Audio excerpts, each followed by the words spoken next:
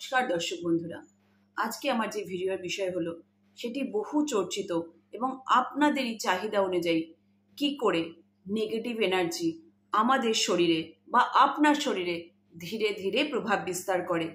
ব্যাপারটা শুনতে একটু কৌতূহলের হলেও অত সহজ বিষয় নয় কিন্তু। তাই আজকে আমার ভিডিওর মাধ্যমে আপনাদের সমস্ত ধারণা পরিষ্কার হয়ে যাবে নেতিবাচক শক্তি বা নেগেটিভ এনার্জি কিভাবে একটা মানুষের শরীরে বা একটা পোষ্য আপনার ঘরে পোষা কোনো জীবজন্তুর শরীরেও সেটি প্রভাব বিস্তার করতে পারে এবং সেও আপনার জন্য হানিকারক হতে পারে। সম্পূর্ণ ভিডিওটা প্রথম থেকে শেষ অবধি দেখুন। যদি ভালো লাগে চ্যানেলটিকে অবশ্যই সাবস্ক্রাইব করবেন এবং ফলো করে দেবেন এবং অন্যদেরকে শেয়ার করে দেবেন তাদেরকেও সাহায্য করার জন্য। জয় মা। নেগেটিভ এনার্জি সবার প্রথমে আপনার মাথার মধ্যে অ্যাটাক করবে। মন খারাপ লাগা, সবসময় ক্লান্ত বোধ হওয়া, খিটখিটে মেজাজ, ঝগড়াটে মেজাজ, কথায় কথায় সবার সাথে ঝগড়া লেগে যাওয়া, কান্না পাওয়া, এইভাবে কিছু লক্ষণ দেখা দেয়। তারপরে প্রভাব বিস্তার করবে আপনার লিভারে। আজকে আমার ভিডিওতে আমি এমন কিছু কথা বলবো যেটা আপনাদের সাথে মিলে যাবে। খিদে না পাওয়া বা পেট ফুলে যাওয়া, এরকম সমস্যায় অনেকেই ভোগেন। ডক্টর দেখিয়ে ওষুধ খেয়েও কোনো কাজ হয় না, কারণ আপনার ওপরে কিছু করা হয়েছে বা কোনো রকমের নেগেটিভ এনার্জি আপনার ওপরে প্রভাব বিস্তার করেছে। প্রথমে মানসিক লক্ষণ এবং তারপরে খিদে না পাওয়া বা পেট ফুলে যাওয়া, তারপরে অ্যাটাক করে আপনার নার্ভাস সিস্টেমে এবং জয়েন্টে, যার জন্য গিটে গিটে ব্যথা এবং সারা শরীরে ব্যথা অনুভব হয়। এবং ফাইনালি যেটা হয় হৃৎপিণ্ডে এবং আমাদের ফুসফুসে আঘাত করে নেগেটিভ এনার্জি, যার ফলে শ্বাসকষ্ট হয়ে একটি ব্যক্তির মৃত্যু পর্যন্ত হতে পারে।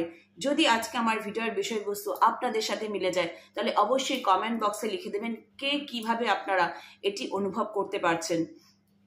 এবার আমি যে বিষয়টায় আসবো, কিভাবে আপনি বুঝবেন যে আপনার শরীরে নেগেটিভ এনার্জি অ্যাটাক করছে, আজকে আমার এই ভিডিওতে তারও কিছু কিছু লক্ষণ বা কিছু কিছু পয়েন্ট আমি তুলে ধরবো যাতে আপনারা সেই জায়গা থেকে বাঁচতে পারেন।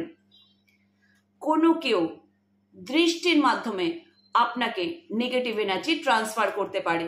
হয়তো আপনাকে দেখতে খুব ভালো লাগছে বা আপনি খুব আয় উন্নতি, খুব প্রতিপত্তি আপনার রয়েছে, কেউ আপনার দিকে তাকিয়ে রয়েছে বা আপনাকে ফলো করে, মাঝে মাঝেই আপনাকে দেখে, তার দৃষ্টি মাধ্যমে আপনার মধ্যে নেগেটিভ এনার্জি ট্রান্সফার হতে পারে।